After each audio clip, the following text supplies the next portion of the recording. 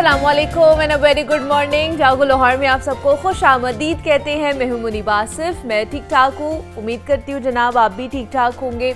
आपका दिन अच्छा उसका आगाज़ हुआ होगा, अच्छी सुबह हुई होगी और आज का दिन भी आपका बहुत बहुत अच्छा गुजरेगा। और हमारा शो भी आपको ज़रूर आज भी पसंद आएगा। आज भी मुख्तलिफ़ नौइयत के जो टॉपिक्स हैं ना हम आप लोगों के लिए लेकर आए हैं, उनके ऊपर मुख्तलिफ़ एक्सपर्ट्स हमारे साथ इन कॉन्वर्जेसन होंगे जो आप लोगों के उनके सल्यूशंस बताने की कोशिश करेंगे।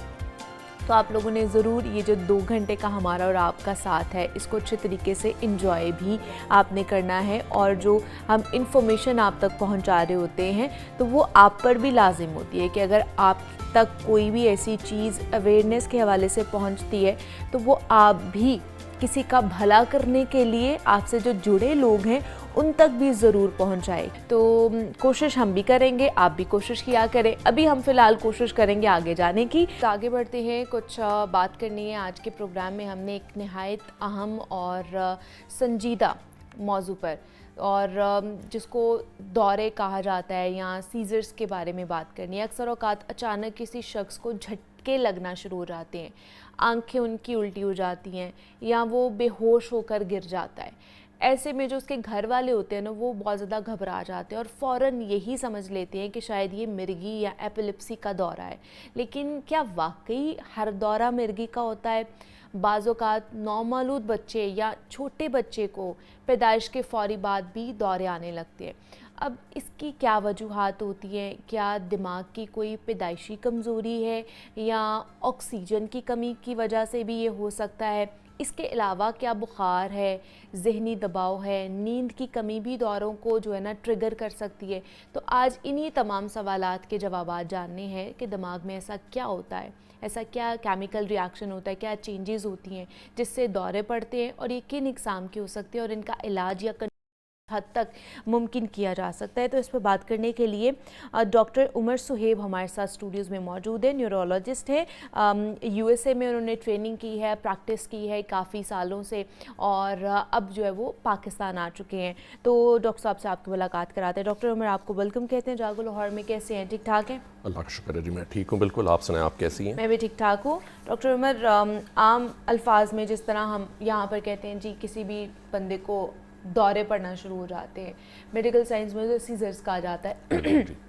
क्या वजह है कि इस तरह की एक कंडीशन हो जाती है एक शख्स की कि वो इस हद तक पहुंच जाता है कि बेहोश हो गया या फिर उसके मुंह से झाग निकलना शुरू हो गई या उसको दौरे पड़ना शुरू हो गए? बिल्कुल जी, बड़ा अच्छा सवाल है ये आपका। तो अमूमन ऐसे होता है कि मिर्गी का दौर, बेसिकली फ़र्स्ट ऑफ ऑल ज़रा इसको थोड़ा सा क्लैरिफाई करते हैं कि मिर्गी क्या होती है और दौरे क्या होते हैं। ठीक है। तो दौरे जो पढ़ने का अमल होता है उसको हम सबसे पहले अंडरस्टैंड करने की कोशिश करते हैं, समझने की कोशिश करते हैं कि एक नॉर्मल इंसान के अंदर इसका क्या निज़ाम होता है। ठीक है। आपके ब्रेन के अंदर कुछ न्यूरॉन्स होते हैं और ये न्यूरॉन्स जो है इनके अंदर इलेक्ट्रिकल एक्टिविटी होती है, जैसे बिजली होती है। अब बिलफर्ज मैंने अपना बाजू हिलाना है तो मेरे न्यूरॉन्स फायर करेंगे दिमाग के उल्टे हिस्से में और सीधा हाथ जो है मेरा वो उससे हिलेगा। तो ये अमल होता है एक नॉर्मल इंसान के अंदर। अब ऐसे होता है कि कभी बिजली की सरगर्मी हो जाती है कुछ लोगों के अंदर, जिसकी वजह से एकदम से ये न्यूरॉन्स जो है ये एबनॉर्मली फायर करना शुरू हो जाते हैं। इनके अंदर एक गैर मामूली सरगर्मी बिजली की पैदा हो जाती है, जिसकी वजह से फिर वही जो अमल होता है कि सिर्फ जो मैंने इस तरह बाजू को हिलाना था वो सारे के सारे जिस्म को अफेक्ट करना शुरू हो जाता है कि सारे न्यूरॉन्स फायर होते हैं और ऑटोमेटिकली फिर आपको, इंसान को जिस तरह लगता है कि जैसे झटके लग रहे हैं, तो आपके पट्टे जो है वो उसी हिसाब से फिर मूव करना शुरू हो जाते हैं। आपकी कॉन्शियसनेस जो है वो बैठ जाती है और उसी तरह से आंखें पीछे की तरफ चली जाती हैं। तो ये एक अमल होता है। तो बेसिकली उसी में फिर हम आते हैं ये कि जो थोड़ा सा ज़रा इसको मिसअंडरस्टैंड किया जाता है इस टर्म को, कि जो मिर्गी होती है एपिलेप्सी जिसको कहा जाता है, वो दौरों का मुस्तकिल होना 2 या 2 से ज़ायद दफ़ा उसके ऊपर फिर क्वालिफाई करता है कि ये इस इंसान कि को ये मिर्गी मिर्गी का दौरा है। हाँ। ठीक है, मतलब पहले आपको हल्के फुल्के झटके लग रहे हैं, लेकिन अगर वो अब ज़्यादा होना शुरू हो गया और मुसलसल होना शुरू हो गया तो उसको फिर लेबल किया जाता है कि ये एपिलेप्सी है। बिल्कुल ऐसे ही है। हाँ जी, ठीक है। तो 2 या 2 से ज़ायद एक डायग्नोस्टिक क्राइटेरिया होता है जिसके ऊपर हम लोग कहते हैं कि इंसान को मिर्गी है। अब ये मिर्गी और ये उसमें फिर एक और ये भी साथ होता है कि कोई ज़ाहिरी वजह जो है उसकी वो नहीं होनी चाहिए, लेकिन ओके लेकिन क्या वजह है कि न्यूरॉन्स जो हैं वो इस तरह काम करना शुरू हो जाते हैं कि बैड बिहेवियर हो जाता है उनका हमारे बिल्कुल। ब्रेन के अंदर? बिल्कुल हाँ जी, ये भी बड़ा आपका इम्पोर्टेंट सवाल है ये। तो इसमें ये होता है जी कि इसकी भी फिर 2 वजूहत हो सकती ठीक है। है दौरे पड़ने की। एक तो ये होता है कि एक नॉर्मल इंसान के अंदर भी अगर आपकी जिस्मानी नमकियात जो कि इलेक्ट्रोलाइट्स होते हैं उनका अगर तवाज़ुन ऊपर नीचे हो जाए उसकी वजह से भी इंसान को हो सकता है। ब्लड शुगर अगर कम हो जाए तो ये एक नॉर्मल इंसान के अंदर भी हो सकती है। ओके तो ये इसको हम कहते हैं कि ये ज़ाहिरी वजूहत होती हैं। ठीक है। मतलब इसको जैसे कि ट्रिगर होता है, ये प्रोवोक्ड सीजर का भी इसको नाम दिया जाता है। जिन लोगों के अंदर यूजुअली मिर्गी डायग्नोज होती है उनके अंदर ये ज़ाहिरी वजह नहीं होनी चाहिए। जैसे इलेक्ट्रोलाइट का या जिस्मानी नमकियात का तवाज़ुन जो है वो उनके अंदर बिल्कुल ठीक होता है, शुगर भी ठीक होती है, सब कुछ ठीक होता है, लेकिन फिर भी उनको दौरा पड़ जाता है। और उसकी वजह यूजुअली यही होती है कि आप इसको सिंपली इस तरह से समझ लें कि दिमाग में जैसे एक खराश है, जैसे एक स्कार टिशू है। अच्छा जब दिमाग में खराश होगी वो ऑटोमेटिकली इन न्यूरॉन्स को एबनॉर्मली फायर करवाएगी। और ये क्या शुरू से ही उनके दिमाग में होती है या इंटरनली चेंजेस ऐसे आ रहे होते हैं जिसकी वजह से ये खराश, जैसे आप इसको एक्सप्लेन करने के लिए सिंपल वे में बोल रहे हैं, और वो पैदा होना शुरू हो जाती है? बिल्कुल। तो इसमें कुछ लोग होते हैं जो पैदाइशी तौर पे इस डिफिशिएंसी के साथ, डिजीज के साथ पैदा होते हैं। बिल्कुल। ओके और कुछ लोग होते हैं जिनके अंदर ये जिस तरह अक्वायर्ड का लफ्ज़ इस्तेमाल किया जाता है कि उनको बाद में होती है। बाद में कैसे होती है? जैसे फॉर इंस्टेंस सर की चोट एक बहुत बड़ी वजह है। अगर जिस तरह अमूमन बहुत सारे हम लोगों ने सुनते हैं कि मिर्गी के ऐसे मरीज होते हैं जिनको कोई मेजर हेड ट्रॉमा हुआ होता है, सर की चोट लगी होती है। उसमें सर की चोट भी हो सकती है, उसके अंदर ब्रेन का ट्यूमर भी हो सकता है। फिर उसके अलावा फॉलेज के मरीज़ जो हैं उनको भी अमूमन मिर्गी की बीमारी जो है उसमें वो मुब्तला हो सकते हैं। सही है। तो ये कुछ साइंटिफिक प्रूवन जो चीज़ें हैं, रीजंस हैं जिसकी वजह से मिर्गी हो सकती है आपको, या झटके लग सकते हैं कि आपके जो दिमाग के अफ़ाल हैं वो किस तरह कह लें कि ख़राब होना शुरू हो जाता है, जिसकी वजह से आप इस कंडीशन तक पहुंच सकते हैं।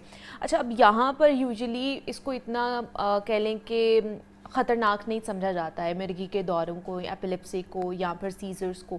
तो ये कितना ख़तरनाक हो सकता है एक इंसान के लिए, और क्या ये डेथ बेड तक भी लेके जा सकता है उसको? हाँ जी बिल्कुल। तो ये बड़ा इंपॉर्टेंट और अच्छा सवाल है आपका ये। इसमें अमूमन ये होता है कि वैसे जो मिर्गी का दौरा जब पड़ता है तो वैसे लोग ज़रा थोड़ा सा पैनिक कर जाते हैं। तो इसको पहले ये समझने की ज़रूरत है ये कि आपको क्या करना, और वो हम ऑब्वियसली उसको भी डिस्कस करेंगे थोड़ा सा।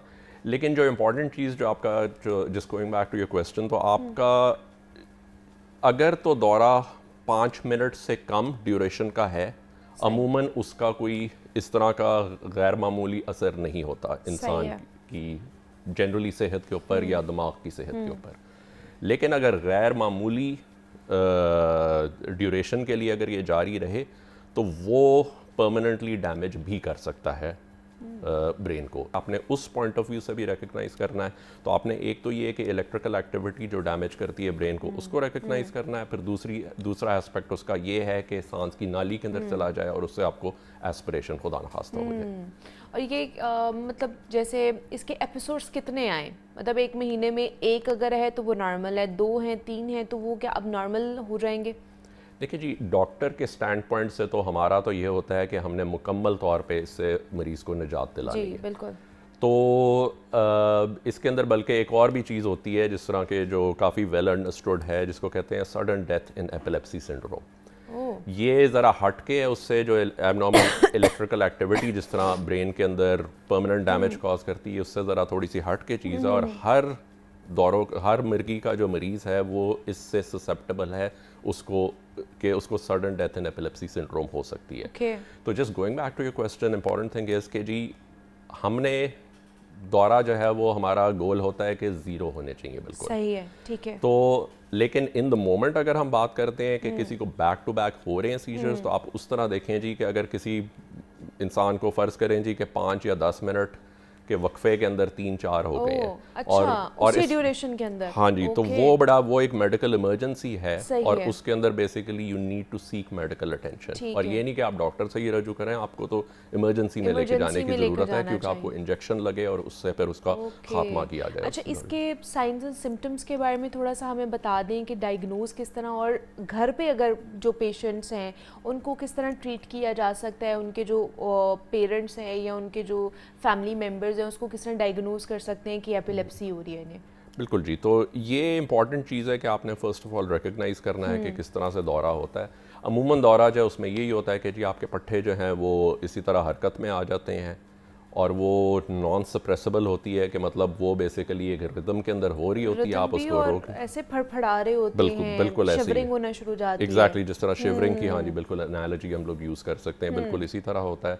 फिर उसके बाद ये कि बेहोशी का आलम होता है। तो ये चीज़ें तो आई एम श्योर के basically like this when you have a seizure, I am sure everyone will recognise that. जो इम्पॉर्टेंट चीज़ ये है कि आपने करना क्या है उस सूरत के अंदर। तो ऑब्वियसली क्योंकि ये इस तरह की चीज़ होती है कि इंसान पैनिक कर जाता है, जो कि बिल्कुल एक नेचुरल चीज़ है, लेकिन सबसे पहले तो ये है कि आपने घबराना नहीं है। एक स्टॉप वॉच स्टार्ट कर दें और उसको टाइम करना शुरू करें। ओके। उसके बाद मरीज़ को आपने थोड़ा सा साइड पे करके लिटा देना है, ठीक है, जिसका मकसद है अगेन वही जो एस्पिरेशन की हमने बात की थी उसको प्रिवेंट करना। और दूसरी चीज़ ये कि कोई भी नरम चीज़ जैसे एक तकिया या कोई जैकेट या कोई भी नरम चीज़ उनके सर के नीचे रखते हैं। ओके। क्योंकि ये गैर मामूली हरकत की वजह से उनको सर की इंजरी भी हो सकती है। ओके। उनके मुंह में कोई चीज़ डालने की ना कोशिश करें। सही है, ठीक है। और इसके अलावा फिर आपने इसमें भी बल्कि ज़्यादा शायद मेरे ख्याल में इंपॉर्टेंट चीज़ें हैं कि क्या चीज़ें आपने नहीं करनी। जी बिल्कुल। और उनमें से ये एक चीज़ है कि उनके मुंह में कुछ डालने की, उनको पकड़ के रोकने की कोशिश ना करें, उससे हड्डियां टूटने का खदशा हो सकता है। आपने फिर अपनी स्टॉप वॉच स्टार्ट की है, 5 मिनट से ऊपर हो गए, तो ये आपको लगता है कि अब ऐसा मौका आ गया है कि जी अब इनको इंजेक्शन लगा के तो इसको रोकने, इसका खात्मा करने की ज़रूरत है। और बल्कि थोड़ा सा हम ब्रीफली इसके ऊपर भी टच करते हैं कि एक तो दौरा खुद, जब दौरा ख़त्म हो जाता है तो आपने उसको बेसिकली इस तरह समझना है कि अब एक गैर मामूली इलेक्ट्रिकल एक्टिविटी थी ब्रेन के अंदर, वो जब ख़त्म होती है तो उसके बाद समझे कि जो आपके न्यूरॉन्स हैं वो थक जाते हैं। जब वो थक जाते हैं तो फिर आपको बिल्कुल लेथार्जिक फील करते हैं, कंफ्यूज्ड फील करते हैं। ओके। तो इवन दो कि अगर आपका दौरा रुक भी गया है उसके बाद भी आप एट रिस्क ऑफ एस्पिरेशन हैं। अच्छा।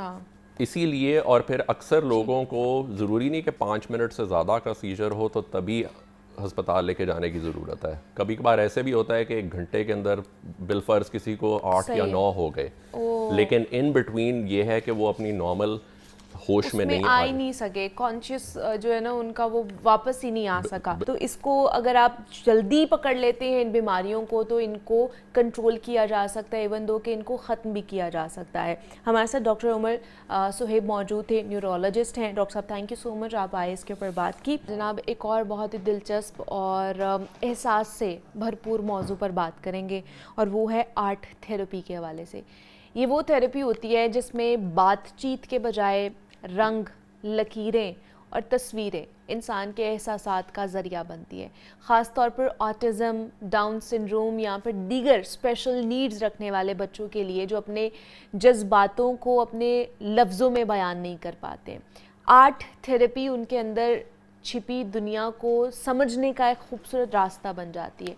हम ये जानना चाहेंगे कि क्या वाकई आर्ट थेरेपी से इन बच्चों की कम्युनिकेशन को, सोशल स्किल्स को और ज़हनी सुकून को बेहतर किया जा सकता है, और ये थेरेपी कैसे काम करती है, इसके नताइज क्या होते हैं। तो इस पर बात करने के लिए मिस सनोदिया हुसैन हमारे साथ मौजूद हैं, जो कि आर्ट थेरेपिस्ट हैं। तो उनसे आपकी मुलाकात कराते हैं। सनोदिया, आपको वेलकम कहते हैं जागो लाहौर में। कैसी हैं आप? ठीक ठाक हैं?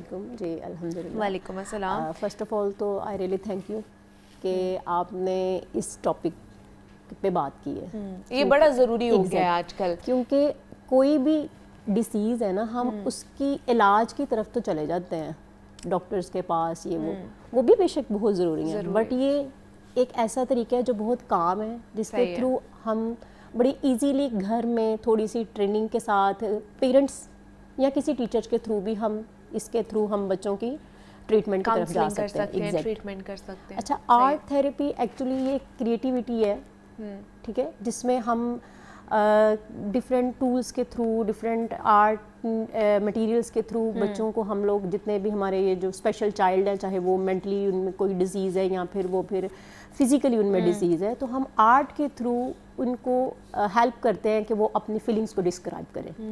क्योंकि ये जितने भी हमारे ये जो जैसे अभी आप कह रही थी ऑटिज़म है या डाउन सिंड्रोम है, एग्जैक्ट, इनके पास वर्ड्स की कमी बहुत ज़्यादा होती है। वो अपने आप अपनी बात को प्रॉपर जो है वो दूसरे तक कन्वे नहीं कर पाते। तो आर्ट थेरेपी के थ्रू ये होता है कि वो इजीली अपनी फीलिंग्स को, अपनी थॉट्स को डिस्क्राइब कर लेते हैं। ठीक है। तो मैं ये कहूँगी कि ये एक इलाज नहीं है, ये एक एहसास है। और ये आपको कब रियलाइज़ हुआ कि आपने एक आर्ट थेरेपिस्ट बनना है और इस साइड पर जाना है? अच्छा, रियलाइज़ तो खैर ये एक्चुअली मुझे भी थोड़ी सी डिसेबिलिटी है। तो जिस लाइन से मैं चल के यहाँ पे आई हूँ ना, जो स्ट्रगल्स हम लोगों को फेस करनी पड़ती हैं, कोई भी डिसेबिलिटी है किसी को भी, स्पेशली पाकिस्तान में, हाँ, तो मैं चाह रही हूँ कि वो लाइन से कोई और ना आए। सही है। वो स्ट्रगल्स किसी और को ना करनी पड़े। उनके पास इतनी स्किल्स हों कि उनको अब हमारे बहुत सारी NGOs हैं, मैं उनको नेगेटिव नहीं कहती, बहुत सारी NGOs हैं, बहुत से ऐसे हम लोगों के ऑर्गेनाइजेशंस हैं जो जितने भी ऐसे जो हैं डिसेबिलिटी वाले जो भी हमारे पेशेंट्स हैं, उनको वो चैरिटी तो कर देते हैं। मैं चैरिटी नहीं, मेरा जो एम है वो चैरिटी करना नहीं है। मैं चैरिटी में नहीं कर सकती किसी की भी। सही है। मेरा एम है उनको स्किल्स प्रोवाइड करना, कि उनको चैरिटी की ज़रूरत ही नहीं है। बिल्कुल ऐसे ही है। तो आर्ट थेरेपी के थ्रू हम लोग ये जितने भी पेशेंट हैं हमारे, जितने भी ये चाइल्ड हैं, इनको हम लोग ये कि एक ऐसी जर्नी पे लगाते हैं कि उनके जो भी उनका रवैया उसमें काफ़ी ज़्यादा बदलाव आ जाता है, बहुत पॉजिटिविटी आ जाती है उसमें। सबसे पहले किस तरह की चेंजेस आती हैं उनके अंदर अगर ये आर्ट थेरेपी के थ्रू इन स्पेशल बच्चों को देखा जाता है? तो सबसे पहले जो विजिबल एक होती है ना चेंजिंग्स आ रही होती हैं, हम कुछ भी तवातुर के साथ कर रहे होते हैं तो आपके अंदर एक चेंजिंग आना शुरू हो जाती है। तो क्या तब्दीलियाँ नज़र आती हैं उन बच्चों के अंदर? अच्छा, इसका ये है कि ये थेरेपी ना इनके लिए बड़ा गुड पॉइंट इसलिए है कि आप देखेंगे कि इन बच्चों में थोड़ी सी पेशेंस कम होता है। ओके, ठीक है। फिर उनको उनकी जो सोशल कम्युनिकेशन है वो कम होती है। हाँ जी। इस तरह के काफ़ी ज़्यादा उनको इश्यूज होते हैं। लेकिन जब वो आर्ट के साथ, कलर्स के साथ, लाइंस के साथ, डिफरेंट मटेरियल के साथ जब वो प्ले करते हैं तो उनके अंदर की जो नेगेटिविटी है वो पॉजिटिविटी में ऑटोमेटिकली चेंज हो जाती है। तो ये होता है कि फिर वो उनको हर चीज़ को चॉइस करने में टाइम लेते हैं। वो उनकी एक अपनी चॉइस हो जाती है, उनको कलर्स अच्छे लगने लगते हैं, वो उनका सोशल सर्कल एक बढ़ जाता है, उनको बात करने में आसानी फील होती है, उनको लॉनलीनेस नहीं फील होती। तो इसके बहुत सारे जो है ना वो मुस्बत असरात हैं जो बच्चों में नज़र आते हैं। आप देखें, कोई भी, अगर आप खुद भी हैं, अगर आप कभी उदास बैठी हैं तो आप कलर्स करना शुरू कर दें तो आपका मूड वैसे ही ठीक हो जाता है, पेंटिंग करना शुरू कर दें आपका मूड ठीक हो जाता है। ये थेरेपी एक्चुअली इससे, ये मेरे ख्याल में तो ये हर जो हमारे पेरेंट्स हैं उनको घर में स्टार्ट करवानी ही चाहिए। सही है। ये सिर्फ स्पेशल बच्चों के लिए नहीं, ये आम बच्चों की भी जो तरबियत है उसमें ये बहुत ज़्यादा जो है ना पॉजिटिव इम्पैक्ट बच्चों के लिए नहीं है, बड़ों के लिए भी बड़ी अच्छी है। इसके लिए कोई एज नहीं है। आपको लग रहा है कि आप बहुत ज़्यादा एग्जॉस्टेड हैं, आप बहुत ज़्यादा, आपका इन्वायरमेंट टॉक्सिक हो चुका है, आपको समझ नहीं आ रही, आप बाहर भी नहीं जा सकते हैं या जा सकती हैं, आप घर में पेंटिंग करना शुरू कर दें। और सिर्फ आर्ट थेरेपी सिर्फ पेंटिंग का नाम नहीं है, मैं मतलब ये चीज़ आपको क्लियर कर दूं, this is not a painting, colour और पेंसिल, नो, बाकी चीजें भी, कलर्स जो है ना इसमें ज़्यादातर, इसमें आप रिसाइकलिंग कर सकते हैं, ठीक है, आप मोज़ेक आर्ट कर सकते हैं, आर्ट है ना इसमें, कोई भी आर्ट हो सकता है, आप इसमें ब्रेक कर सकते हैं कोई चीज़ और उसको दोबारा हील कर सकते हैं, ठीक है। तो ये बहुत सारी इसमें टाइप्स हैं जो आप कर सकते हैं। This is not it like आपके पास पेंसिल हो और आपके पास कलर्स हो और आपको एक स्केच बनाना आता हो। अब ये ना घर खवातीन या बच्चे जो है वो घर के चीज़ें तोड़ना शुरू हो रहे हैं। नहीं, अच्छा ये है कि ये जो जिस केस की हम अभी बात कर रहे हैं, मिस सनोदिया ने कहा था आप ब्रेक करके उसके बाद हील कर सकते हैं, घर की चीज़ें तोड़ना शुरू कर दें। तोड़ना समटाइम में हम अभी हम जिस कैटेगरी की बात कर रहे हैं उसमें ये बहुत कॉमन है। आप डाउन सिंड्रोम को ले लें, ठीक है, आप ऑटिज्म के बच्चों को ले लें, या आप लर्निंग डिसऑर्डर जिनके साथ प्रॉब्लम है उनको अगर आप लें, तो वो अपने एग्रेसिव को ऐसे समटाइम शो करते हैं कि वो किसी चीज़ को या तो वो उसको ख़राब कर रहे हैं या फिर आप उसको वो तोड़ रहे हैं, क्योंकि वो उनके पास वर्ड्स नहीं है ना, तो उन्होंने जो उनके अंदर की एग्रेसिवनेस है उसको बाहर तो निकालना है। सही है। तो वो समटाइम उसको तोड़ते हैं। तो ये हम लोग उसी टूटी हुई चीज़ को जब उनके सामने रखते हैं, ठीक है, अगर यहाँ पे एक पोर्ट पड़ा है, आप इसको बच्चा को इसको ब्रेक कर देता है, एट दैट टाइम ठीक है, वो हो गया, वो जैसे ही काम होता है आप उसको कहें, इसको जोड़ते हैं, इससे कोई नई चीज़ बनाते हैं। हमने ये नहीं कहना इसको सेम वैसे बनाओ, वैसे नहीं हमने बनाना, हमने एक न्यू कुछ क्रिएट करना है।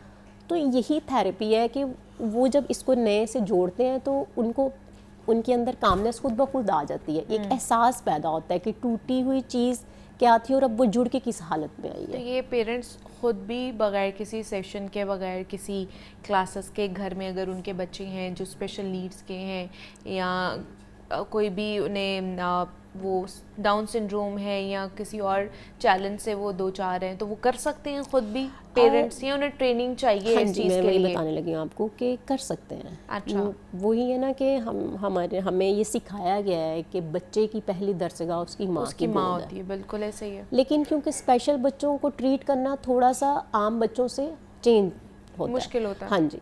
तो ये है कि अगर वो थोड़ी सी किसी से हेल्प लें, किसी थेरेपिस्ट से प्रॉपर थोड़ा सा उससे गाइडलाइन लें, तो आप उसको घर बैठ के भी बहुत अच्छे तरीके से गाइड कर सकते हैं। सही है। बस ये है कि इसका असल में आर्ट थेरेपी ये नहीं, अब देखिए ना, ये भी क्वेश्चन आ जाता है कि आर्ट क्लास में और आर्ट थेरेपी में क्या डिफरेंस है। आर्ट क्लास स्कूलों में होती है, आर्ट क्लास, ठीक है, और फिर इन दोनों में क्या डिफरेंस है? इसमें बहुत बड़ा डिफरेंस ये है कि आर्ट क्लास में आपको एक चीज़ सिखाई जाती है कि आपको ये ट्री है, ये लीव्स हैं, इनमें आपने ग्रीन कलर करना है, ठीक है। आर्ट थेरेपी इस चीज़ का नाम नहीं है, हमने सिखाना नहीं है, हमने सिखाना नहीं है, हमने उनको जो सिखाना बच्चा खुद चाह रहा है एग्जैक्ट जो उसकी फीलिंग है उसको बस हमने मटेरियल प्रोवाइड करना है और उसको वे बताना है कि आप इसको डिस्क्राइब कैसे करेंगे अपनी फीलिंग्स को, ठीक है। अगर वो बच्चा इस लीव्स को या दरख्त को नीला रंग दे रहा है तो इट डजंट मीन कि ये गलत हो गया। बिल्कुल ऐसे ही, सही तो ये पेरेंट्स को इस चीज़ को गाइड करना, इस तरह की छोटी छोटी गाइडलाइन लेना ज़रूरी है कि आप कौन से मटेरियल को किस तरह बच्चों को गाइड कर सकते हैं, और एक उनको सिक्योर इन्वायरमेंट मिलना चाहिए, काम, जिसमें आप बच्चे को तनकीद ना करें, अच्छा ये लाइन तो आपने टेढ़ी लगा दी है, आपने इसमें ब्लैक कलर कर दिया है, इसको ये तो ब्लैक ही नहीं होता, हार्ट तो रेड होता है। तो ये नहीं हमने करना बच्चों के साथ। सही है। ये इस तरीके से हम लेके चलेंगे डिफरेंट मटेरियल के साथ, तो बहुत हद तक बच्चे घर से ही काफ़ी चीज़ें लर्न कर लेते हैं। जैसे आप लोग इस चीज़ को, थेरेपी को लेकर चल रहे हो, तो अमूमन एक सेशन कितनी देर का होता है और कितने सेशंस के बाद जो है वो पेरेंट्स कहते हैं कि हाँ हमें अब इसमें तब्दीली नज़र आ रही है? अच्छा, ये है कि इसमें सेशन टाइमिंग जो है ना, टाइमिंग ये है कि अगर स्टार्ट है तो बच्चा 1 आवर to 1.5 आवर भी ले लेता है। सही है। और सम टाइम अगर बच्चे का मूड नहीं है, हम बच्चे को फोर्स नहीं कर सकते ना कि नहीं आप ये काम करें, हम नहीं कर सकते। तो 1/2 hour to 1 hour to 1.5 hour एक टाइम लग जाता है। बट सेशन जो है ना वो 4 से 5 सेशन के बाद थोड़ा सा हमें तब्दीली नज़र आने लगती है। उससे इवन पेरेंट्स को भी फील होता है कि अब जो है ये चेंजिंग आ रही है इसकी। बच्चे आते हैं अल्हम्दुलिल्लाह, करते हैं, और अभी लेकिन ये है कि बहुत कम लोग जो है ना इस चीज़ को एक्सेप्ट करते हैं एग्जैक्ट कि वो आर्ट थेरेपी की तरफ जाएं, अपने बच्चों को इस साइड पर लेकर आएं। लेकिन ये एक अच्छा कह लें कि इनिशिएटिव है जो कि सनोदिया ने लिया है, और दूसरा ये कि आपके बच्चों के लिए एक अच्छी चीज़ हो सकती है कि वो जो अंदर एक उनकी फीलिंग्स जो बाहर नहीं आ पा रही होती हैं, कोई समझ नहीं पा रहा होता, कम्युनिकेशन स्किल्स उनकी कम होती हैं, सोशल स्किल्स उनकी कम होती हैं, तो उनके इस आर्ट थेरेपी के थ्रू वो बहुत अच्छे तरीके से उनकी कंडीशन बेहतर हो सकती है। सनोदिया हुसैन हमारे साथ मौजूद थी। सनोदिया, थैंक यू सो मच कि आप आई और आर्ट थेरेपी के हवाले से हमारे साथ बात कर रही थी। ब्रेक लेते हैं, मिलते हैं इस ब्रेक के बाद।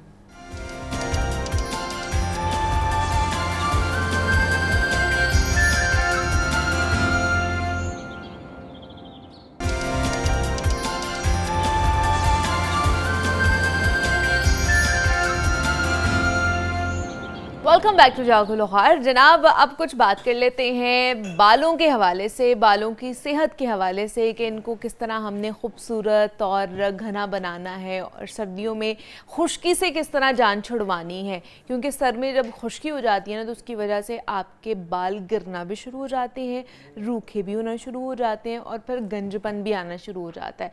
तो आज ये बालों की केयर के हवाले से ख़ास तौर पे ये सेगमेंट है, तो इस पर आप लोग भी अपनी जो सवालात है वो पूछ सकते हैं। आप लोगों को जोन सा नुस्खा चाहिए वो आप लोगों को आज मिल जाएगा बालों के हवाले से। तो अभी हम चलते हैं जी, हमारे साथ नैयर आपा मौजूद हैं, वो साथ साथ अपनी पूरी तैयारी कर रही हैं कि मैं बताती भी जाऊँ और साथ साथ करती भी जाऊँ। तो नैयर आपा हर्बलिस्ट हमारे साथ मौजूद हैं। कितने साल हो गए नैयर आपा को? आप स्क्रीन पर भी देखते हैं, हमारे लिए नुस्खे भी लेकर आती हैं। कैसी हैं आप नैयर आपा? ठीक है, अल्हम्दुलिल्लाह। नेरा आपा, आज हम सर्दियों में बालों के हवाले से लेकर आए हैं कि बाल किस तरह हमने खूबसूरत बनाने हैं अपने। हाँ जी बिल्कुल, इसी तरह से सर्दियों के मौसम में आपको पता है कि बाल ड्राई, रफ और गिरना जो है वो बहुत ज़्यादा शुरू हो जाते हैं, कुछ गर्म पानी का इस्तेमाल और कुछ मौसम चेंजिंग की वजह से। तो ये वाला वो वाला जो है ये सीज़न है, मौसम है जिसके अंदर जो है वो आप ऑयल्स को जो है वो बेहतर तरीके से यूज़ करके उसके बेनिफिट्स को जो है वो आप उठा सकते हैं। ठीक है। गर्मी के मौसम में जो है वो मैं इतना ज़्यादा प्रेफर नहीं करती हूँ कि आप ऑयलिंग करें। गर्मियों के मौसम के अंदर जो है वो जो हर्बल हेयर मास्क वगैरह इस तरह की चीज़ें जो है वो बेहतर रहती हैं। लेकिन सर्दी के मौसम के अंदर जो है वो ऑयल्स को आपने किस तरह से बनाना है, कैसे यूज़ करना है, ठीक है, ये बहुत ज़्यादा इम्पोर्टेंट है। आप जो डिफरेंट हर्ब्स हैं, जड़ी बूटियाँ, वो क्या करते हैं, तेल में डाल के उसको जला लेते हैं, बिल्कुल ब्लैक कर लेते हैं और उसकी जो है वो क्वालिटीज़ प्रॉपर्टीज़ ख़त्म हो जाती हैं। आज मैं आपको जो है वो सबसे बेहतरीन, सबसे बेस्ट ऑयल जो है वो आपके साथ जो है वो शेयर करूँगी कि आप ये वाला ऑयल मेरे बताए गए मेथड से आप बनाएं, ठीक है, यूज़ करें। ये आप चाहे जो है वो आपकी ख्वाहिश है कि आपके बाल लंबे हो, गिर रहे हैं, गिरना रुक जाएं, ठीक है, गंज हो रही है आपकी, वहाँ जो है वो बालों की ग्रोथ हो जाए, उसके लिए हमने ये 3 ऑयल लेने हैं। ठीक है, कोशिश करें कि ऑयल आपके जो हैं ये खालिस हों, कोल्ड प्रेस हों, बहुत इजीली मिल जाती है, कोई मुश्किल काम नहीं है अच्छे और खालिस तेल मिलना। कौन कौन से हैं? ठीक है, इसके अंदर ये देखें, ये है जैतून का तेल, ठीक है, 50 ml जो है वो हम लेंगे जैतून का तेल। ठीक है, कि जैतून के तेल को आपको पता है कि हम गरम नहीं करते हैं, ठीक है, गरम कोई भी ऑयल नहीं करते। आप जो है वो कोल्ड प्रेस ऑयल निकलवा के लेके आए और उसके बाद आप उसको पका के, तो कोल्ड प्रेस का मतलब ही यही है कि वो ठंडे प्रोसेस के जरिए जो है वो निकलता है। कोल्ड प्रेस क्या कोल्लू से मिलेगा हमें? जी बिल्कुल, कोल्लू का होता ही कोल्ड प्रेस है। आजकल जो है वो बेसिकली जो मशीनें लगी हुई है ना, वो जब तेजी से आप देखें, जब ग्राइंडर के अंदर हम कोई भी चीज ग्राइंड करते हैं वो कितनी गर्म हो जाती है। तो वो उस टेम्परेचर पे जाके इसके अंदर के जो कुछ इस तरह के बड़े सेंसिटिव कंपाउंड्स हैं, इंग्रेडिएंट है, कि वो उस टेम्परेचर पे जाके बर्न हो जाते हैं। ठीक है, तो ये वाला जो ऑयल हमने 50 ml जो है वो जैतून का तेल लिया, 50 ग्राम ही 50 ml हम तिलों का तेल लेंगे। तिलों का, हाँ जी, सफ़ेद तिलों का तेल। इसकी पेनिट्रेशन बहुत अच्छी है, सर्दियों के अंदर जो है ये बेहतरीन है। और 50 ग्राम ही इसके अंदर हम डालेंगे बादाम का तेल। अच्छा। ठीक है, ये वाले जो 3 ऑयल आपने 50-50 जो है वो ग्राम ले लिए। ठीक है, अब मेन चीज़ के इसके अंदर जो है वो आपने जो बिल्कुल भी जलाना नहीं है इसको, ठीक है, हमने इसको जो है वो हीट के अंदर, थोड़े से गर्म पानी के अंदर या धूप के अंदर या किचन में हीट में रख के हमने इन हर्ब्स को इन्फ्यूज करना है। इसके अंदर आपको पता है कि कड़ी लीफ के कितने ज़्यादा बालों के लिए बेनिफिट है, बालों की ग्रोथ के लिए, बालों को बढ़ाने के लिए। ठीक है, हमने जो है वो कड़ी लीफ इसके अंदर जो है वो डाल दिए। अच्छा, एक चीज़ और है इसके अंदर कि ये देखेंगे प्याज, ठीक है, छिलके के समेत आपने काट के इसके अंदर, छिलकों के समेत, छिलके के समेत आपने जो है वो इसके अंदर सल्फर और सिलिकॉन की जो है वो क्वांटिटी बहुत ज़्यादा होती है प्याज के अंदर। सल्फर और सिलिकॉन वो वाले इंग्रेडिएंट, वो मिनरल्स हैं कि जो आपके बालों की हेल्थ के लिए जो है वो बहुत ज़्यादा जो है वो ज़रूरी है। इसके अंदर जो है वो हमने इस तरह से जो है वो प्याज डाल देना है और साथ हमने जो एलोवेरा का तकरीबन 2 इंच का टुकड़ा जो है वो आपने इस तरह से, हाँ जी बिल्कुल, इसी के अंदर आपने इसके अंदर जो है वो काट के डाल दिया। ठीक है, ये आपका इतना बेहतरीन ऑयल बनेगा, कोई इसकी स्मेल उस तरह। इसके अंदर आप 4 से 5 जो है वो लौंग भी ऐड कर सकते हैं। ठीक है, और इसके अंदर आप जो है वो थोड़ी सी रोजमेरी, रोजमेरी आपको पहले, हाँ जी, आपको पता है कि बालों के लिए जो है वो रोजमेरी जो है वो बहुत ज़बरदस्त है। तकरीबन इसके अंदर 1 टेबलस्पून के करीब जो है वो आप रोजमेरी डाल के आपने क्या करना है कि आपने ढक्कन लगा के इस ऑयल को आपने या किचन में रख दें, जहाँ पे आपका कैबिनेट वगैरह, क्योंकि किचन के अंदर गर्मी होती है काफ़ी, या आप इसको जो है वो धूप के अंदर भी जो है वो रख सकती हैं, ठीक है। 10 से 12 दिन के अंदर अंदर ये वाला आपका ऑयल जो है ये रेडी हो जाएगा। अच्छा, अब इस ऑयल को लगाना आपने कैसे है, ये बाल आपकी खुश्की को ख़त्म करेगा, बालों को बढ़ाएगा, गिरने से रोकेगा, और प्लस जो है वो आपके अगर बाल rough, dry, damage, split ends बने हुए हैं, ये उसके लिए भी बेहतरीन है। आपने बालों को धो लेना है, धोने के बाद आपने बालों को टॉवल ड्राई कर लेना है, ठीक है। 99% आपके बाल ड्राई हो जाए, उसके बाद आपने इस ऑयल को जो है वो थोड़ा सा नीम गरम करना है। अच्छा, नीम गरम करके आपने कॉटन के साथ मांग के अंदर जो है वो आपने लगाते चले जाना है, और उंगलियों के साथ आपने बहुत लाइट सा, जेंटल सा मसाज करना है, बहुत जोर जोर से नहीं। इससे भी जो बेहतरीन जो है वो एक जो रेमेडी, जो टिप है वो ये है कि डिफरेंट जो चाइना शॉप्स है ना, वहाँ से आपको लकड़ी की कंघी मिलती है। अच्छा, वुडन कोम, ठीक है। वुड, ये ऑयल लगा के अगर आप वुडन कोम के साथ घड़ी की तरफ देख के 5 मिनट जो है वो कॉम करें, ठीक है, कोम आपने कर कॉम लिया, आपने सिंथेटिक कॉम छोड़ दें, जिनके बाल बहुत ज़्यादा गिर रहे हैं, बहुत रूट जो है वो वीक हो चुकी हुई हैं, वुडन कॉम, सिंथेटिक कॉम बिल्कुल छोड़ दें। वुडन कॉम के साथ आपने 5 मिनट तक अच्छी तरह से कॉम करनी, उससे ये होगा कि ब्लड सर्कुलेशन जो है वो तेज़ होगी, ऑयल की पेनिट्रेशन अच्छी होगी। ये ऑयल बेशक आप ओवरनाइट लगा रहने दें, चाहे जो है वो 4-5 घंटे ऑयल लगा रहने दें।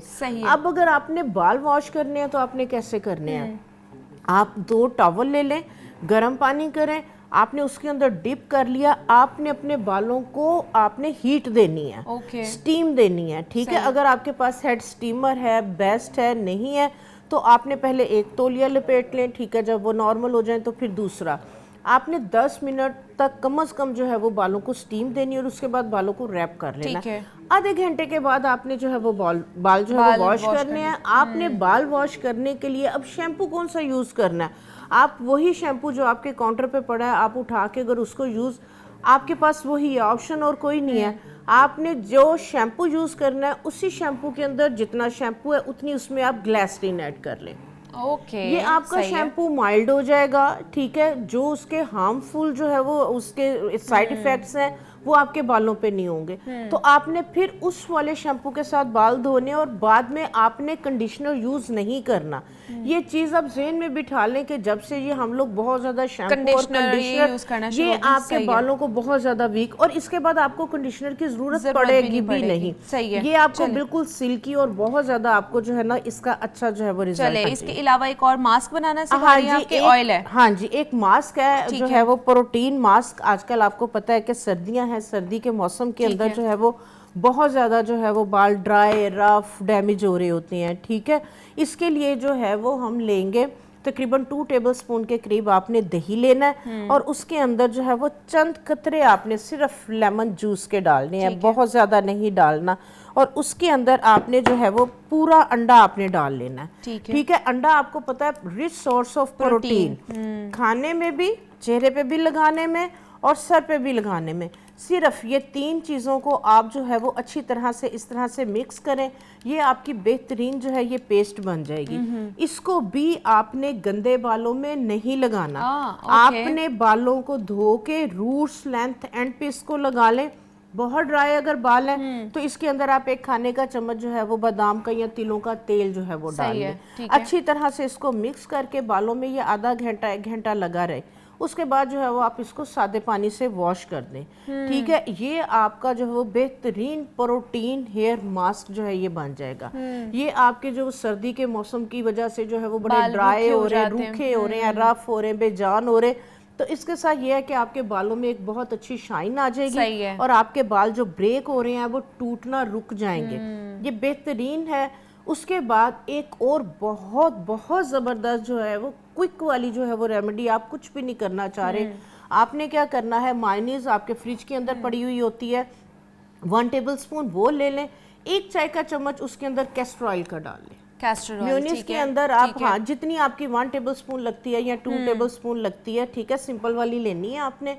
तो उसके अंदर कैस्टर ऑयल जो है वो डाल के आप धुले हुए बालों में वो लगा लें। ओके। आधा घंटा लगा रहे, आधे घंटे बाद आप वॉश करेंगे, इस तरह से लगेगा कि जैसे आप पार्लर से केराटिन या प्रोटीन ट्रीटमेंट करवा के क्या आए बात हैं। है, वेरी नाइस। तो कैस्टर ऑयल का होना जरूरी है या कोई और भी ऑयल डाल नहीं, सकते हैं? कैस्टर ऑयल कैस्टर के जो ऑयल है। बेनिफिट्स हैं, जो प्रॉपर्टीज हैं बालों के लिए, क्योंकि वो रूट्स में जो है वो ठीक है। पेनिट्रेट होता है आपकी स्कैल्प के अंदर, आपके क्यूटिकल्स के अंदर। ओके। तो जो कैस्टर ऑयल है, मैं समझती हूँ कि कमाल के रिजल्ट है, लेकिन उसको आपने डायरेक्ट नहीं लगा लेना उसको, क्योंकि इतना स्टिकी होता है, चिपक जाता है। उसको फिर वॉश करने के लिए जब 3-4 मुश्किल हो दफा जाती है, शैम्पू हाँ। आप यूज करेंगे तो वो फायदा होने के बजाय उतना उल्टा नुकसान हो होगा जाएगा। आपको। अच्छा, तो ये तो चले आपने मास्क बताया, लेकिन यूजुअली आपा कहा जाता है कि जी सर्दियों वाले ऑयल अलग होते हैं, गर्मियों वाले अलग हाँ होते जी। हैं। और सर्दियों में यूजुअली लोग कहते हैं ऑलरेडी ऑयल बड़ा ज्यादा स्कैल्प में आ जाता है ना, गर्मियों के अंदर। हाँ गर्मियों में भी, गर्मियों और में, हाँ जी, सर्दियों कुछ में भी लोगों बहुत के, से हाँ लोग जी, आ जाता बिल्कुल है। ऐसे तो ही है। उनके लिए कौन सा लाइट वेट जो है ना वो ऑयल यूज कर सकते हैं? ये जो जिनका मैंने scalp का ऑयल, मसला है? हाँ जी, ये मैंने जो ऑयल आपको बताए हैं ये सर्दियों के लिए है। गर्मियों अच्छा। के अंदर सबसे बेहतरीन तेल आपका सरसों का तेल है। अच्छा, सरसों का तेल क्योंकि ठंडा तेल है, वो आपका गर्मियों के लिए बेहतरीन रहता है। सर्दी के मौसम के अंदर ये वाला जो है, ये 3 जो ऑयल बताए हैं बेहतरीन ऑयल है। अब जिन लोगों का सर्दियों के अंदर भी अगर स्कैल्प ऑयली है तो डेफिनेटली उनके लिए ऑयल बेहतर नहीं है। सही है। तो उसके लिए जो है वो आपको मैं जो है वो टोनर बताती हूँ। ओके। आप ये वाला जो टोनर बना के रख लें, क्योंकि बालों का तो इशू है, प्रॉब्लम है। जिन लोगों के बाल ऑयली हैं उनके भी बाल बहुत ज्यादा गिर रहे होते हैं, क्योंकि हर वक्त स्कैल्प ऑयली Oily होता है रहता और है। जो रूट्स हैं वो वीक हो जाते हैं। तो उसके लिए आपने क्या करना है, आपने जो है वो शावर बॉटल लेनी है, उसके अंदर आम जो है वो आप पानी ले लें, डिस्टिल्ड वाटर ले लें, सिंपल वाला वाटर ले लें आप, ठीक है। अगर 100 ml अगर आपने वाटर लिया है, उसके अंदर 1 चाय की चम्मच आपने रोजमेरी की, 4 से 5 उसके अंदर आप लौंग डाल लें, ठीक है। थोड़े से उसके अंदर जो है ये कड़ी पत्ता, कड़ी लीफ बालों के लिए बेहतरीन है, ये आप डाल लें, ठीक है। ये 3 चीज़ें आप डाल के इसको आप इन्फ्यूज़ कर लें। इन्फ्यूज़ ये खुद ही हो जाएगा जब इसको आप 5-6 दिन पड़ा रहने देंगे। इसी के अंदर अगर आपको डैंड्रफ है तो 1 चाय की चम्मच आपने ग्लिसरीन की डाल देनी। ओके। जिन लोगों को डैंड्रफ है उनके लिए और जिनकी स्कैल्प ऑयली है उनके लिए ये वाली रेमेडी बेहतरीन है। बाल आपने धो लिए, धोने के बाद ये वाला जो इन्फ्यूज्ड आपका हर्बल टोनर है, हेयर टोनर है, इसको आपने अपने स्कैल्प पे जो है वो स्प्रे कर लेना, ठीक है। इसके साथ जो है ये आपका ऑयल भी कंट्रोल रहेगा, और दूसरे नंबर पे अगर स्कैल्प ऑयली होने की वजह से बाल गिर रहे हैं तो ये आपके बालों को गिरने से भी रोकेगा। ये बाल धोने से पहले लगाना है या नो बाद नो में? नो, धोने के बाद। अच्छा, बाल ये आपने वॉश कर लिए, आपके बाल ड्राई हो गए, आपने ये वाला रोजमेरी का अरोमा इतना एक्सीलेंट है, इतना रिलैक्स करता है, इतना फ्रेश करता है। तो अगर आप उसके अंदर जो है वो 1 या 2 कतरे, ज्यादा नहीं, लेमन जूस के अगर आप डाल सही देंगे तो ये आपका 8 से 10 घंटे तक जो है वो ऑयल को कंट्रोल रखेगा। ओके। तो आपने बाल धो लिए, आपके बाल ड्राई हो गए हैं, आपने जो है वो 4-5 दिन के बाद आपने इसको, इन जो हमने हर्ब्स डाली हैं इनको स्टेन करके निकाल देना है, क्योंकि फिर जब ये होती हैं बीच में तो फिर कंटामिनेशन हो जाती, थोड़ी स्मेल आना शुरू होती है। हाँ। इसको आप स्टेन कर लेंगे, ग्लिसरीन डाल लिए, ये प्रिजर्व हो गया, लेमन के 2-4 कतरे डाले, ये भी आपका प्रिजर्व हो गया। तो ये वाला टोनर जो है वो आपने बाल धो लिए, ड्राई हो गए, आप अपनी स्कैल्प पे इसको जो है ये स्प्रे कर ले, और ये लगा रहे, ये लगा रहेगा, ये अपना वर्क करेगा, और ये बेहतरीन है। सही है। इसके बाद आप ये भी नहीं करना चाह रहे, एक बहुत क्विक और बड़ी सिंपल ड्राई सही डैमेज, है, मतलब आपका बहुत ही मसरूफ है अगर जिंदगी में। बहुत मसरूफ हैं, तो आपने क्या करना है, आपने अगर 1 गिलास आपका वाटर है, 100 ml वाटर है, 1 टेबलस्पून ऑर्गेनिक सिरका, ऑर्गेनिक सिरका, क्योंकि अच्छा। इसका पीएच जो है ये लो है, ये एसिडिक है, ठीक है। तो ये कहाँ से मिलेगा organic ये ऑर्गेनिक सिरका आम शॉप्स पे आजकल तो हर किसी के घर में होता है, क्योंकि लोगों का कॉन्सेप्ट एप्पल है साइडर कि एप्पल साइडर, वही वाला जी जो है, जी जी ठीक जी। है, ओके। ठीक है, 1 गिलास आपका पानी है, उसके अंदर आपने 1 टेबलस्पून एप्पल साइडर विनेगर डाल के इसको स्प्रे बोतल में रख लें, ओके। क्योंकि ये एसिडिक है, बाल ड्राई है, रफ है, डैमेज है, कुछ समझ नहीं लग रही क्या करे, बाल धोने के बाद इसको स्प्रे कर लें। आप हैरान हो जाएंगे कि एक सिंपल जो है वो ऑर्गेनिक सिरके ने आपके बालों को ऐसे लस्टर दे दिया, शाइन आएगी, और इतने ज्यादा जो है वो आपके बाल जो है ना वो इसके साथ मजबूत भी होंगे। अच्छा। जो जैसे ब्रेक हो रहा होता है ना, तो बालों में जो है एक जान आ जाएगी, स्ट्रेंथ आ तो जाएगी। ये इसके साथ। ईची तो नहीं करेगा स्कैल्प कुछ भी नहीं करेगा, कुछ भी नहीं करेगा, आप करके देखें, आप करके देखें। जिन लोगों की स्किन के ऊपर ड्राइनेस किसी वजह से नहीं जा रही, वो क्या करें कि इसी तरह से रोज़ वाटर लें 100 ml, 1 टेबलस्पून इसमें ऑर्गेनिक सिरका डालें, फेस वॉश जहाँ जहाँ पे ड्राइनेस है आप स्प्रे कर लें।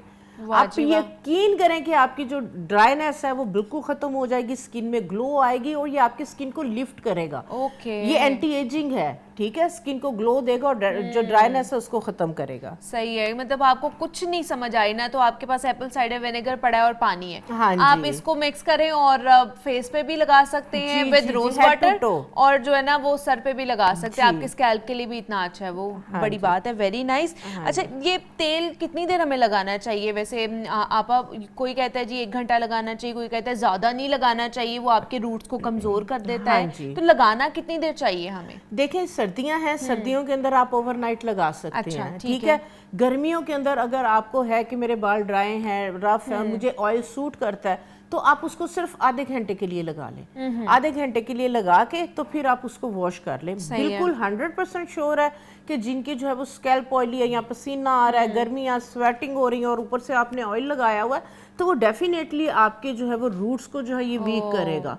तो इस वजह से ऑयल जो है वो कोई ज़रूरी नहीं है कि आप उसको जो है वो सारा सारा दिन सारी कुछ लोगों को आदत होती है हर वक्त ऑयल लगा हुआ होता है। हाँ, बिल्कुल, वो भी ठीक नहीं है। उसके साथ क्या होगा कि स्किन पे आपकी जो बाल है उस पे डैंड्रफ भी आएगी, रूट्स भी आपकी उसके साथ जो है वो वीक होगी। अच्छा, ऐसे लोग भी हैं नेहर आपा जिनको तेल सूट ही नहीं करता है ना? हाँ जी, जिनका स्कैल्प में से तेल भी नहीं निकलता है, वो जितना मर्जी ऑयलिंग कर लें या उनको सूट भी नहीं करता, उनके सर में दर्द होना शुरू हो जाती है, हाँ वो जी, कहते हैं जी हमें नहीं सूट कर रहा होता, तो वो क्या करें? हाँ जी, जिन लोगों को ऑयल सूट नहीं करता, ये वाली सारी जो हमने प्रोटीन ट्रीटमेंट बताई है, म्यूनिस का जो है वो बताया है, सिरके का, तो कुछ लोग वाकई है कि उन लोगों को जो है ना वो सर एकदम भारा सा लगने लग जाता है, सर में दर्द शुरू हो जाता है, तो जिन्हें सूट नहीं करता जरूरी नहीं है कि वो ऑयल लगाए। आप देखें जो कलौंजी है, आपका जो मेथरे हैं, आपकी जो अलसी है, आप क्या करें 1 पाव अलसी, 1 पाव आप मेथरे और उसके अंदर तकरीबन 50 ग्राम कलौंजी,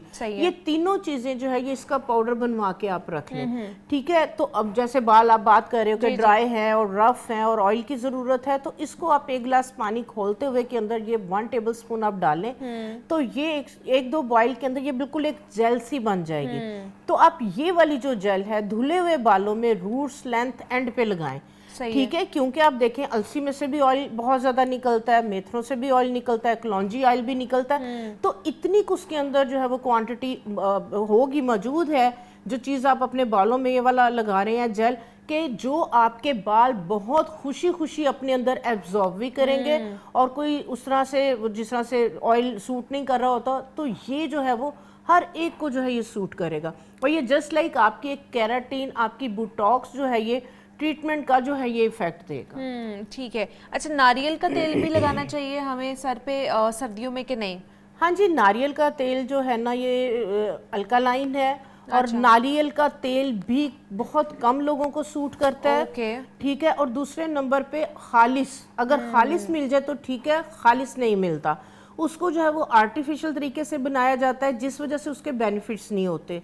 तो इस वजह से जो है ना, जो मेरा अपना पर्सनल एक्सपीरियंस है कि अगर डैंड्रफ है, आपने इसका नारियल का तेल लगाया, आपकी डैंड्रफ और बढ़ जाएगी। अच्छा, बढ़ जाती है? बिल्कुल, नारियल के तेल के साथ जो है वो बढ़ जाती है, इसकी गर्म तासीर है इसकी, और ये थोड़ा सा जो है वो ड्राइंग इसकी जो है वो प्रॉपर्टीज है। तो इसके साथ जो है वो मोस्टली जो इश्यूज सामने आए हैं वो यही आए हैं कि नहीं सूट करता और डैंड्रफ जो है वो इसके साथ ज़्यादा हो जाती है। तो जिन लोगों को सूट करता है, अगर खालिस मिलता है तो बेस्ट है, आप उसको जो है वो यूज़ कर सकते हैं, वरना अगर आपको सूट नहीं करता तो आप ये वाला भी ऑयल यूज़ कर सकते हैं, बना के रख सकते हैं। हाँ जी, बिल्कुल इसी तरह ही है।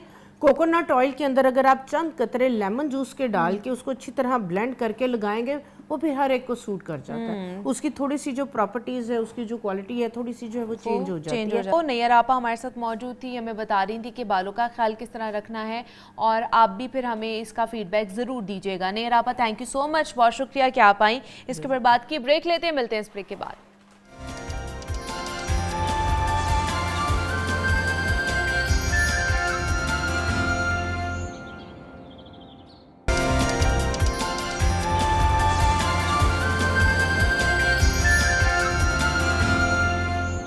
वेलकम बैक टू जागो लाहौर। जनाब, अब कुछ हमने बात करनी है दीन इस्लाम के हवाले से, और आज का जो हमारा टॉपिक है वो है इस्लाम में लेन देन के मामलात को किस तरह बयान किया गया है, लेन देन के अहकामात क्या हैं, किस तरह अगर आपने कर्ज़ लेना है तो उसके लिए क्या क्या अहकामात मौजूद हैं कुरान मजीद में, इस पर बात करेंगे। और हमारे साथ हाफ़िज़ शफ़ीकुर रहमान साहब मौजूद हैं, इस्लामिक स्कॉलर हैं, उनसे बात करते हैं। हाफ़िज़ साहब आपको खुश आमदीद कहते हैं जागो लाहौर में, कैसे हैं आप? ठीक ठाक हैं अल्हम्दुलिल्लाह। हाफ़िज़ साहब सबसे पहले तो बताइए कुरान मजीद में कर्ज़ के बारे में या लेन देन के बारे में क्या हमें अहकामात मिलते हैं? जी, बिस्मिल्लाहिर्रहमानिर्रहीम। कुरान करीम की आयत है, या अय्युहल्लज़ीना आमनू इज़ा तदायनतुम बिदैनिन इला अजलिन मुसम्मा। बाकायदा एक आयत है जिसका नाम ही आयत दैन है। लेन देन के मुतल्लिक़ मामलात कैसे करने हैं। कुरान करीम की आयात को देखा जाए और अहादीस को देखा जाए तो सबसे पहला उसूल तो ये है कि आपके अंदर अल्लाह की रज़ा और इसी तरह खिदमत खल्क़ का जज्बा होना चाहिए। फिर इसी तरह नरमी हो, साथ दयानत हो, अमानत हो, और इसके साथ साथ ये है कि इखलास होना चाहिए। और फिर साथ ये है कि आप किसी मुसलमान की हद के इज़्ज़त ना करें, एहसान ना करें, एहसान करके जुदाएं ना। कुरान करीम की आयत में और हदीस की रोशनी में पहली आयत तो ये है कि वाक़रिदुल्लाह कर्दन हसना, कि आप किसी बंदे को कर्ज नहीं दे रहे, अल्लाह को कर्जा दे रहे हैं। और आप किसी बंदे से लेन देन नहीं कर रहे, अल्लाह से लेन देन कर रहे हैं। कुरान मजीद की दो आयत बहुत अहम है। एक आयत वो है जो इंसान की इज़्ज़त से मुतल्लिक़ है, और एक आयत वो है जो इंसान के माल से मुतल्लिक़ है। यानी इज़्ज़त के मसले में और माल के मसले में दोनों में वैल का लफ्ज़ है। वैलुल लिल मुतफ़्फ़िफ़ीन और वैलुल लिकुल्लि हुमाज़तिन लुमाज़ा।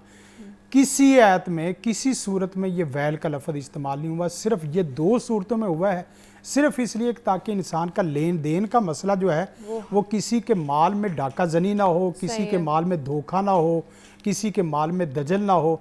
तो माल के मतलब वैलुल लिल मुतफ़्फ़िफ़ीन, हलाकत और तबाही है उस आदमी के लिए जो लोगों का माल हथियाता है और लोगों के माल में जुल्म करता है। और वैलुल लिकुल्लि हुमाज़तिन लुमाज़ा में यह है कि उस आदमी के लिए भी हलाकत और तबाही और जहन्नम की वईद है जो किसी मुसलमान की इज्जत के साथ खेलता है। और वो खेलना चाहे आप देखें, गीबत हो सकती है, बदखोई हो सकती है, चुगली हो सकती है, मुसलमान के मुतल्लिक़ कीना हो सकता है, बुग़्ज़ हो, तमाम चीज़ें जो इज्जत से मुतल्लिक़ है। सही है।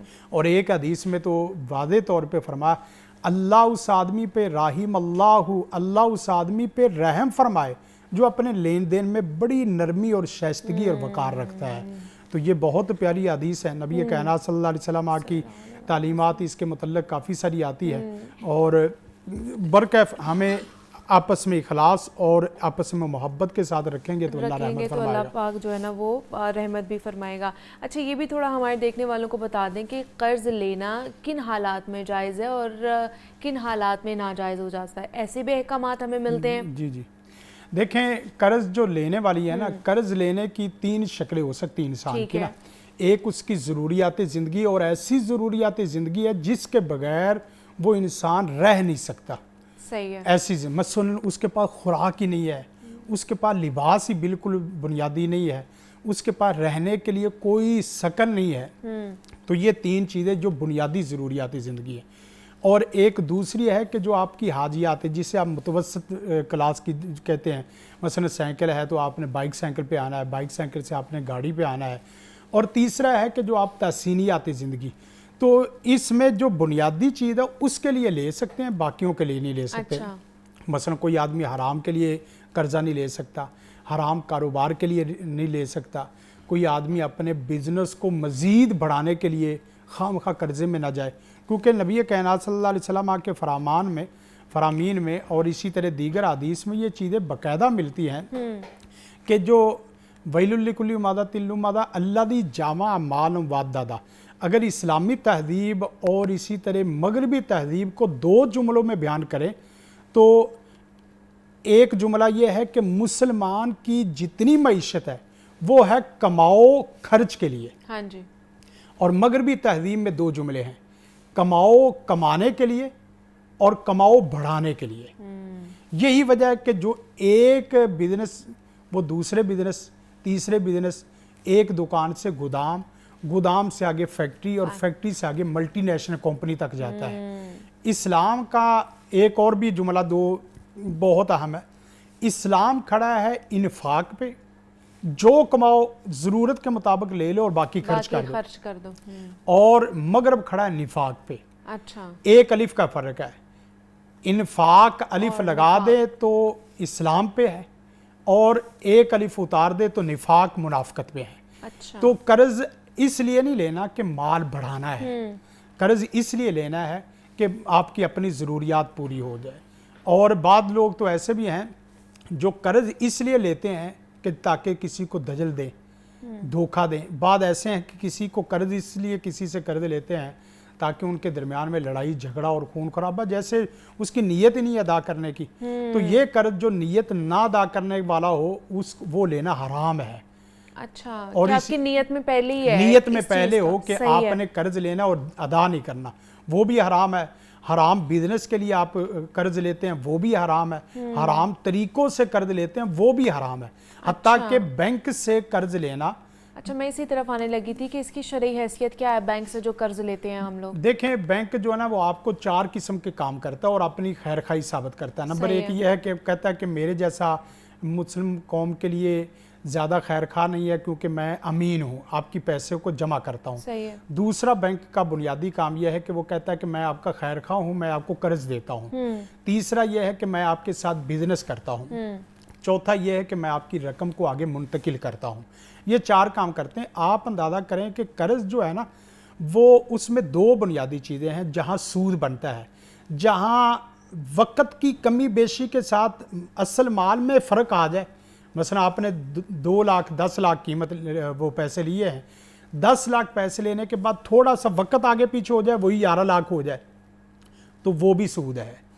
और जो वक़्त के साथ साथ मिकदार में फ़र्क आ जाए, मसलन आप कोई 10 मन गंदम दे के दूसरा आदमी कहता है मेरी गंदम जो है अच्छी है, दूसरे आपकी गंदम थोड़ी कमज़ोर है, 10 मन की बजाय मैं 11 मन लूँगा।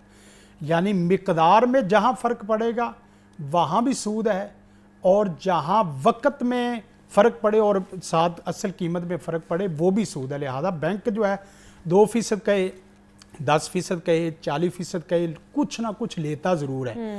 रही बात ये कि मैं सीधी बात अला वजिल बसीरा कहता हूँ कि जो इस्लामी बैंकों के नाम पर भी कर्जा देते हैं वो भी हीले का काम करते हैं। मोहम्मद मुनीर है भक्कर से, उन्होंने कॉल की, उनसे बात कर लेते हैं। अस्सलाम वालेकुम। वालेकुम अस्सलाम। जी मुनीर साहब, क्या पूछना चाहेंगे? जी हाफिज साहब, तो मेरा ये सवाल है कि अगर एक मोटरसाइकिल है और उसकी कीमत है 1 लाख रुपया, और वो साल के टाइम पर एक आदमी वो देता हमें 1.5 लाख रुपए पर, ये सूद है या क्या है? ठीक है, ठीक है मुनीर साहब। देखें, पता है क्या, मैंने यही उसूल बताया कि जब कीमत रखनी है तो कीमत उर्फ को सामने रखना है, शरा को सामने रखना है। ठीक है। शरा में जब आपको उर्फ में 1 लाख की आ रही है तो आप वो 1.5 लाख की 2 लाख की क्यों दे रहे हैं? एक बात, देने वाले को इन उसूलों का ख्याल रखना चाहिए, और लेने वाला है उसकी कोई इतनी ज़्यादा मजबूरी नहीं, मसलन कोई इस्तरारी हालत ऐसी नहीं कि वो बाइक के बगैर मर जाए, या ऐसी ज़रूरत नहीं है कि उसके अलावा और कोई ऐसा रास्ता नहीं है कि जो रास्ता इख्तियार ना करे, या यह है कि वो किस्तों में कोई ऐसा बंदा देख ले कि जिस बंदे से उसको इस तरह की चीज़ मिल सकती, तो आप इससे ना लें।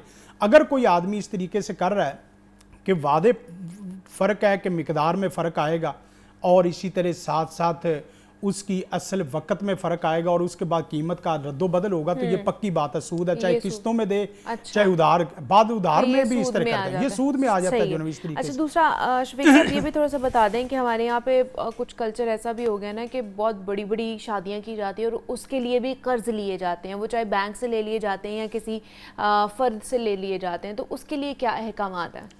देखें, कर्ज लेने में कोई हर्ज नहीं है, लेकिन कर्ज वहाँ मसाइल बनाएगा जहाँ आप शरीयत के यहाँ और उर्फ के यहाँ आप अल्लाह के और बंदों के मुजरम बनते हैं। मसलन आप कोई भी कर्ज ले सकते हैं, कोई हर्ज नहीं है, लेकिन जो बंदा कर्ज देते हुए कहता है कि भाई साल बाद इसके ऊपर इतनी आपको रकम ज्यादा देनी पड़ेगी, वो सूद आ जाता है। पक्की बात है, सूद है। ठीक है। और कोई आदमी शादी के लिए, आप शादी तो एक कुलु अल्लाह पे हो जाती है, फलक नास पे हो जाती है, सैयदना इमाम हसन बसरी रहमहुल्लाह और इसी तरह दीगर बड़े बड़े सहाबा इकराम रिज़वानुल्लाह मजमईन की बात आती, अब्दुर्रहमान बिन औफ रज़ी अल्लाह ताला अन्हु, आपने जिस वक्त उनके हाथ पे और इसी तरह जिस वक्त उनकी रंगत कुछ चीज़ों में देखी कपड़ा, आपने फरमाया कि ये रंग कहाँ से आया, तो अल्लाह के रसूल मैंने तो शादी कर ली है। फरमाया कि आपने मुझे बताया नहीं। यानी लोगों के यहाँ शादी में रसूलुल्लाह को भी बसा औकात दावत नहीं देते थे। आप अंदाजा करें कितनी बड़ी सादगी से किया जाता, कितनी सादगी से।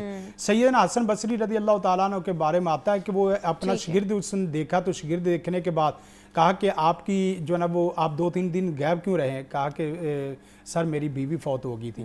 तो जिस वक्त बीवी फौत होने के बाद आप अंदाज़ा करें कि वो जिसकी तरफ बादशाह रिश्ते लेके आ रहे हैं, कहा कि इस वक्त बैठे तो घर गए, बीवी से मशवरा किया, बेटी से मशवरा किया, बीवी और बेटी से मशवरा करके कहने लगे कि शागिर्द बहुत अच्छा है, सीरत सूरत का, आप उनके साथ शादी कर। कहा कि मैं आपको अपनी बेटी का निकाह देता हूँ। अपनी बेटी को उसी वक्त निकाह दे के फिर जिस वक्त उठने लगे शाम के वक्त क्लासों में, तो आप यकीन करें कि फरमाने लगे कि मैं इस बात को पसंद ही नहीं करता कि उसकी शादी हो जाए और मेरी बेटी घर में रहे, तो उसके साथ ही रुख इतना आसान नहीं कहा। लेकिन यह है कि कर्जा पकड़ के 10-10 करोड़ रुपए, 2-2 करोड़ रुपए, 20-20 लाख भर का, ये दुरुस्त नहीं है, ये दुरुस्त नहीं है। इस्लाम में लेन देन रखने वालों के हवाले से क्या अहकामात हैं और किस तरह कर्ज लिया जा सकता है, उसके आदाब क्या हैं, इस पर हमने बात की। हाफिज़ शफीकुर रहमान साहब हमारे साथ मौजूद थे। शफीक साहब बहुत शुक्रिया आपके वक्त का। हमें इजाज़त दीजिए, अपना ख्याल रखिएगा। अल्लाह हाफिज़।